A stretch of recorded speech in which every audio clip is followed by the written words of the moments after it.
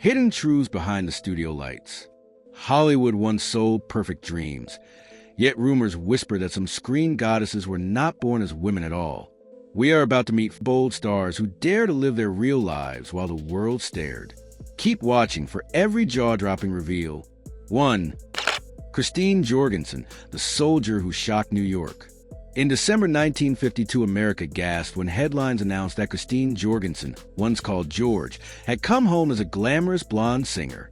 Reporters trampled one another at Idlewild Airport, ignoring Danish royalty just to see her. Christine joked with the crowd, "Remember, I didn't cut anything." Her humor turned tension into cheers. Nightclubs begged her to sing, magazines called her a star, and movie offers followed. Each spotlight asked the same burning question. Could other actresses share her secret? Living as a trans woman during the 50s was dangerous. Yet Christine smiled through rude questions and kept fighting for honesty. She later wrote a best-selling memoir and toured the country, proving that courage could outshine gossip. 2. April Ashley, the model who faced London's wrath. Elegant April Ashley swept through swinging 60s parties in satin gowns, hiding a truth no society guest dare guess. Born George in working-class Liverpool, she once tried electroshock therapy to feel normal. Nothing worked, so in 1960 she flew to Casablanca for life-changing surgery. Fashion photographers loved her regal face, and a small role in the road to Hong Kong followed. She even married the Honorable Arthur Corbett, seeming to win a fairy tale life. Then a jealous friend sold her story to the tabloids for £5. In one night, April lost film parts, modeling jobs, and many friends. A court later erased her marriage, ruling she was still legally male. Through tears, she said she would never regret living as her true self. Decades later, Britain would hail her as a trailblazer, but in the 60s her battle was a gripping real-life drama that kept newspapers buzzing. 3. Candy Darling, the muse of Warhol's Wild Nights. A towering blonde with the poise of Jean Harlow drifted across New York's underground screens, and she called herself Candy Darling. Born James on Long Island, she spent childhood copying movie queens in her mirror, dreaming of bright lights. In her late teens, Candy embraced her identity, bleached her hair, and found a family in Andy Warhol's art crowd. Films like Flesh and Women in Revolt turned her into a cult icon.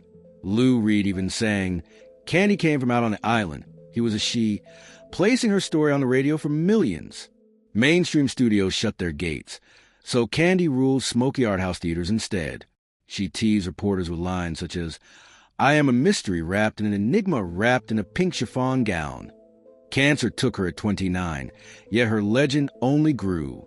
Fans still wonder how many Hollywood idols had tales as daring as Candy's. 4. Coccinelle, Paris applauds the Ladybug's rebirth. Paris cabarets glittered each night, but no star shone brighter than Coccinelle, once known as Jacques. At first she already felt she was a girl, and by the 1950s she was mesmerizing audiences at Le Carrousel de Paris. In 1958 she traveled to Casablanca for surgery and returned radiant, hair dyed platinum and voice full of joy. Films such as Europa di Notte soon featured her, and ticket sales soared. In 1960, she was a French journalist in church, making headlines across Europe. Police raids and harsh laws threatened her, yet she always stepped back on stage in glittering gowns, explaining that she was simply correcting nature's mistake. Coccinelle later formed a support group for others like her, turning fame into a lifeline for many. Her dazzling courage pushed France to rethink old ideas, and her name became a symbol of fearless change. 5. Katharine Hepburn, Hollywood's secret gentleman.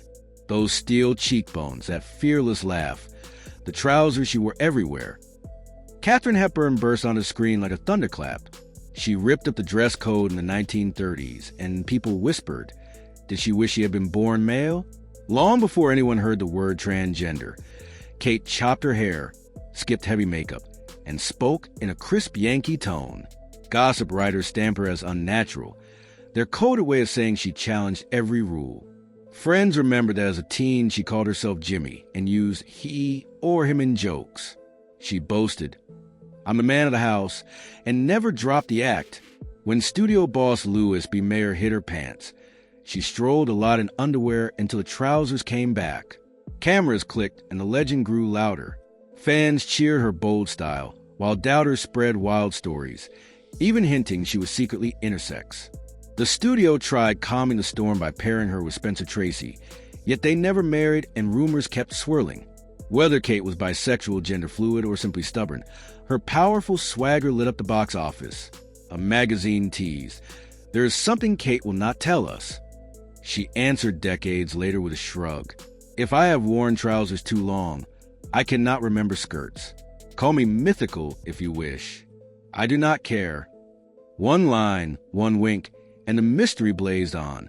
6. Greta Garbo, the Swedish Sphinx who bent every rule. "I want to be alone." With that single sentence, Greta Garbo wove a fog of intrigue that refuses to lift. Tall, deep voice and cloaked in a trench coat, she carried both grace and quiet strength that unsettled Hollywood. Offset, she slipped into smart slacks and loafers. Letters to friends sometimes closed with Harry Boy while she laughed and called herself a fellow. Reporters gasped. Was Garbo hiding an even bigger secret? She never married and guarded her private life like a priceless gem. Later writers uncovered tender romances with women, yet she glided past every question with a half smile. On screen, she played Queen Christina, who disguised herself as a man, stirring fresh rumors that Greta was revealing her true heart. French police once warned she could be arrested for walking Paris streets in trousers. The threat only made her stride bolder. Fans peered at her broad shoulders and straight posture and wondered, could she have been born male? The real answer was likely no, yet Garbo blended gender notes so perfectly that anything felt possible. She quit movies at 36 and vanished into New York shadows, letting the story grow larger than life. Biographers later said she simply prized privacy, but the hint of an untold truth remains her most dazzling costume. 7. Marlene Dietrich, the tuxedo rebel who kissed the rules goodbye. Lights snapped on in 1930. Marlene Dietrich strode across the stage in a white tux and top hat, then planted a kiss on a woman's lips. The theater erupted and a new icon of daring was born. Marlene purred, "I am at heart a gentleman," and lived that promise everywhere she went. She flew into Paris in a tailored suit even after police warned they might arrest her for wearing men's clothes. Photographers captured her confident grin, while officers looked helpless. One night, she dazzled in a feathered gown. The next, she lounged in a military jacket, hair slicked back, eyes sparkling with mischief. Writers joked, "Is Marlene a siren or a sir?" The question only pulled more eyes to the screen. She loved both men and women, a truth the studios buried while quietly cashing on the scandal. Marlene knew Shock sold tickets. "I dressed for the image," she bragged, and no one could copy that image. Dressed like a man, she often stole the scene from every man near her. Rumors that she might secretly be male never died, because Marlene never stopped fanning the flames. She boxed, fixed gadgets, and sent playful letters that flipped between she and he. By refusing all boxes, she taught millions that style is a game, and she alone wrote the rules. Dietrich's daring still haunts Hollywood. If conspirators could choose one golden era legend as secretly born male, they would point at Marlene Dietrich. Her tuxedo style looked like a confession in plain sight, and the tease never faded. She showed that bending gender sells tickets. Hits such as Blonde Venus and Shanghai Express soared because her top hat mystery drew everyone closer. Allied troops cheered when she flashed stockings one night, then marched in uniform the next. Tales and truth mixed until the Dietrich myth became a monument to classic cinema's hidden rebellions.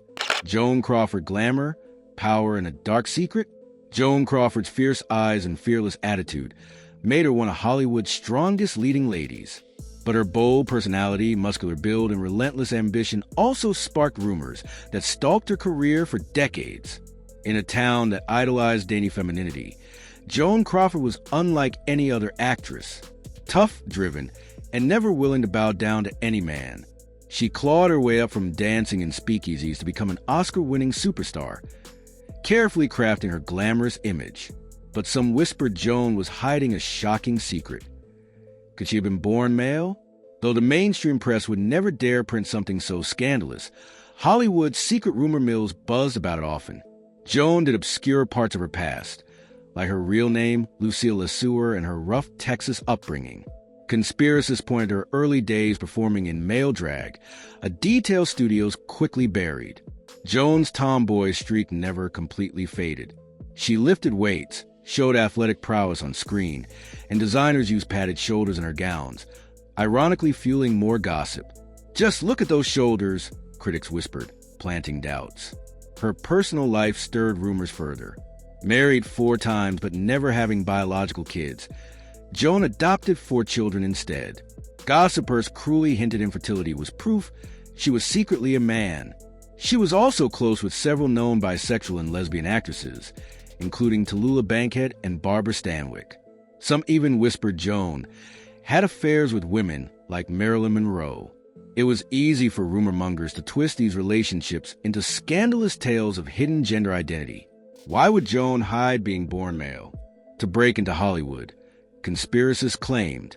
They imagined Lucille Lesueur as a man who discovered he could perform in drag, change his gender with secret operations, and reinvented himself as Joan Crawford, the perfect glamorous woman. Joan once joked, "If you want the girl next door, go next door. I'm playing abroad." But off camera, Joan's toughness raised suspicions. When the scandalous memoir Mommy Dearest painted her as a domineering, almost masculine villain screaming, "No wire hangers," it blurred the line even further. Today, few take rumors of Joan being born male seriously, but the fact they exist at all highlights how powerfully she challenged stereotypes. Joan Crawford remains one of Hollywood's most compelling legends precisely because she refused to be anyone but herself. Barbara Stanwyck, Hollywood's fearless tomboy. No one dared mess with Barbara Stanwyck. She convincingly played seductive sirens or tough ranchers, and off-screen she radiated strength, earning her the nickname Missy, a title reflecting her fierce independence. In an era when actresses wore gowns and frills, Stanwyck preferred tailored suits and no-nonsense styles. She did her own stunts, spoke with authority, and left Hollywood gossipers asking, could Barbara Stanwyck have secretly started life as a boy? Stanwyck kept her personal life extremely private. She never bore biological children, instead adopting a son. Her rumored intimate friendships with women like actress Barbara Pepper raised eyebrows further. Columnists hungry for scandal eagerly hinted at hidden truths. Stanwyck's early years were rough. Born Ruby Stevens in Brooklyn, she became a chorus dancer at 15, hanging around openly gay performers. She even dressed as a boy to sneak into speakeasies unnoticed, something later conspiracy theorists eagerly highlighted. Hollywood couldn't erase Stanwyck's tough image. She often portrayed strong-willed women who showed masculine traits like ambition, anger, or assertiveness. In films like Ball of Fire, she confidently dominated male co-stars. In Annie Oakley, she convincingly wore buckskins and wielded a rifle. Audiences loved her strength, but it sparked whispers. Her 2 divorces led insiders to claim neither marriage could mask her true interests. Stanwyck became part of Hollywood's secret circle of bisexual and lesbian actresses, alongside Joan Crawford and Tallulah Bankhead. Theories emerged suggesting her masculine edge had a male anatomy, a scandalous idea never proven but quietly circulated. Gossipers pointed to Stanwyck's athletic build, famously toned from stunt work. Some criticized her legs as too muscular for a woman. She preferred being called simply Stanwyck, not Barbara, adding fuel to conspiracies. But by all evidence, Barbara Stanwyck was indeed a woman, just decades ahead of her time. Her androgynous appeal undeniably boosted her success. She enjoyed one of Hollywood's longest careers, precisely because studios valued her versatility. Audiences were fascinated by her guarded personal life. Even scandal magazines avoided attacking her directly, perhaps intimidated by her power. Barbara Stanwyck's legacy endures as a fearless star who refused to fit neatly into any box. She once remarked proudly, "I've been called a masculine woman. If that means I know what I want and go after it, I'll take it." Without intending to, Stanwyck opened the door for new definitions of womanhood, making Hollywood wonder how many secrets lay hidden behind the camera. Tallulah Bankhead, Hollywood's wildest rebel. Just the name Tallulah Bankhead evokes scandalous images of wild parties and outrageous behavior. With her whiskey-soaked voice and devil-may-care attitude, Tallulah shattered every rule of Golden Age Hollywood.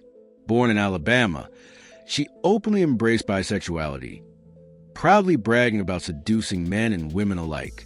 "I'm ambisextrous," she joked boldly, often turning head by showing up to events in tailored suits or wearing absolutely nothing beneath her gowns. Naturally, whispers followed Tallulah everywhere. Could a woman, this daring, actually have been born male? It sounded outrageous, but everything about Tallulah was outrageous. In the prim 1930s, Tallulah smoked cigars, cursed like a sailor, and delighted in scandalizing society, famously boasting, "I'm as pure as the driven slush." Her deep voice caused critics to joke she sounded like a man impersonating a woman. Tallulah had no fear playing gender-bending roles, regularly performing in male drag on the 1920s London stage. Off-stage, she'd skinny dip openly with friends of both genders, utterly unbothered by modesty.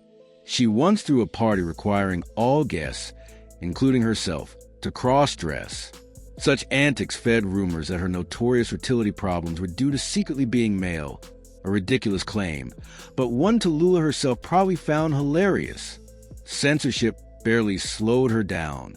When Hollywood cracked down on queer content, Tallulah winked at them, flirting openly with stars like Marlene Dietrich at public events. Tennessee Williams admiringly called her an anatomical epicene, meaning she embodied both male and female energies with unmatched ease. Though gossip wondered whether Tallulah was really male, in reality, she was simply a fiercely independent woman who refused gender stereotypes. Her fearless rebellion helped push Hollywood toward a freer future, leaving a trail of questions and adoring fans in her wake.